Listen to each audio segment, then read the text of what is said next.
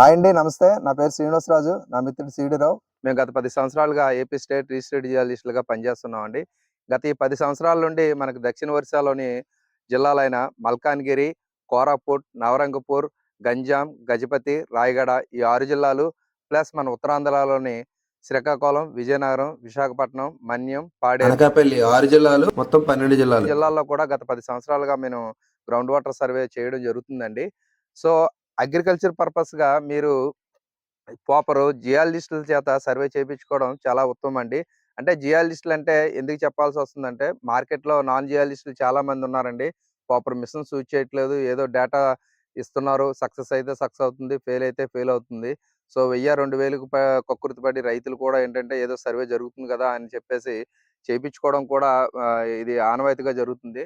So, proper జియాలజిస్టుల చేత మీకు survey చేపించుకోవడం వల్ల మీరు ఆర్థికంగా చాలా బలపడతారండి.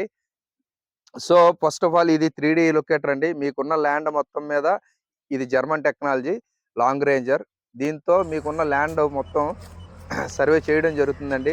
దీని ద్వారా ఏంటంటే లీనేషన్స్, ప్యాచరింగ్స్, క్యాచ్‌మెంట్ ఏరియాస్ మనకి ఐడెంటిఫికేషన్ అవుతది. చూడండి మనకి బ్యాక్ సైడ్ 3 చెట్ల దగ్గర మనకి ఇది రొటేషన్ అవుతుంది. సో, దీని దగ్గర ఇది సెకండ్ ఒపీనియన్ మిషన్ అండి. ఎస్ఎస్ఆర్.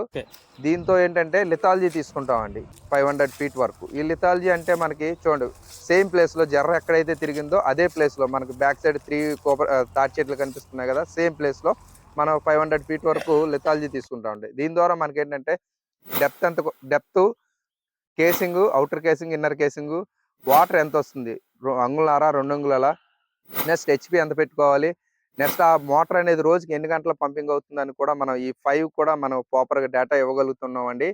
సో, రైతులందరూ ఇది గ్రహించి మీరు గ్రౌండ్ వాటర్ సర్వే చేపించుకుంటారని మనవి చేసుకుంటున్నాము. అదేవిధంగా జియాలజిస్టులకి, నాన్ జియాలజిస్టులకి ఉన్న తేడాని మీరు గ్రహించి మీరు సర్వే చేపించుకుంటారని చెప్పి మనవి చేసుకుంటున్నామండి. Thank you. బాయ్.